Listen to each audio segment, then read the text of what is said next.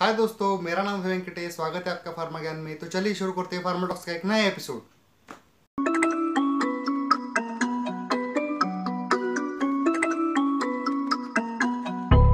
तो दोस्तों, आज का पहला अपडेट आता है फाइजर एंड बायोनटेक के mRNA वैक्सीन के बारे में। तो उन्होंने अपना प्री क्लिनिकल स्टडीज़ का डाटा जो अनाउंस कर दिया है। तो प्री क्लिनिकल स्टडीज़ हमें तो पता है नॉन ह्यूमन सब्जेक्ट्स पे किए जाते हैं।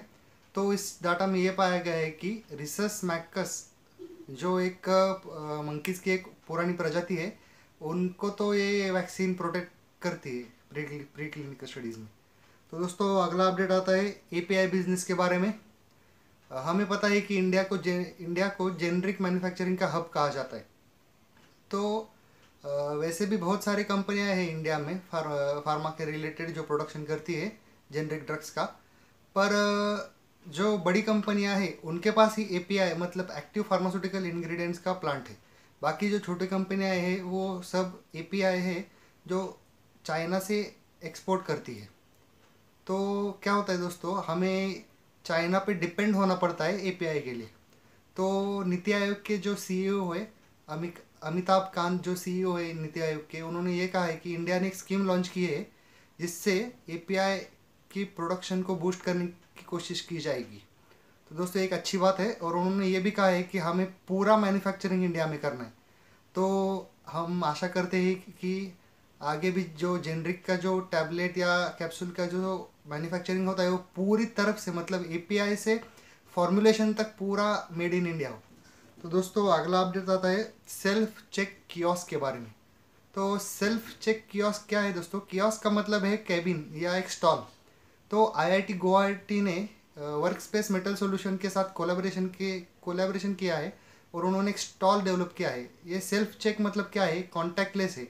इस स्टॉल में आप जाके पूरी तरह से अपना टेम्परेचर चेक करवा सकते हैं या SpO2 लेवल चेक करवा सकते हैं। उसमें यह भी सुविधा दी गई है कि अपने जो बिलोंगिंग्स होते हैं वो यूवी से हम डिसइंफेक्ट भी कर सकते हैं और सैनिटाइजर तो रह गए भाई। तो दोस्तों, अच्छा है वो।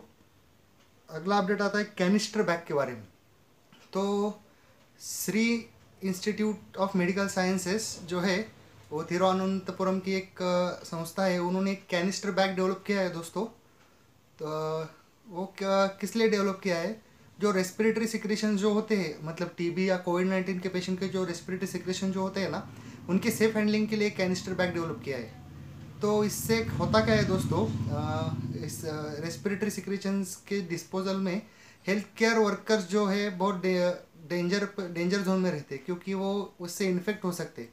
तो इस कैनिस्टर बैग की खासियत क्या है कि इस कैनिस्टर बैग को एक कवरिंग दी गई है, एक सुपर एब्सॉर्बेंट मटेरियल से कवरिंग दी गई है। उसमें डिसइंफेक्टेंट भी ऐड किया गया है।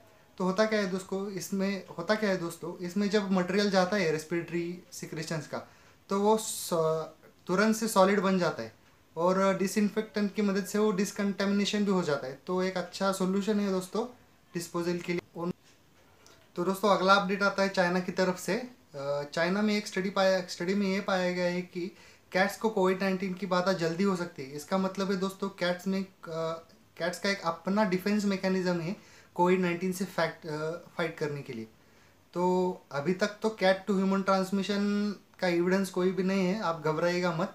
पर चाइनीज साइंटिस्ट ने क्या किया था, 102 बिलियन के स्वैब लिए गए थे और उनमें से कुछ बिलियन में एंटीबॉडीज पाई गई है दोस्तों। तो घबराने की कोई बात नहीं है क्योंकि अभी तक तो कैट टू ह्यूमन ट्रांसमिशन का एविडेंस नहीं है, पर भी प्रिकॉशन लेना ज़रूरी है। आज तक के लिए इतना ही दोस्तों। अगर ये वीडियो आपको पसंद आया तो लाइक और शेयर ज़रूर कीजिएगा। अगर आप चैनल पर नए हो तो सब्सक्राइब ज़रूर कीजिएगा। तो चलिए मिलते हैं अगले वीडियो में। Thank you.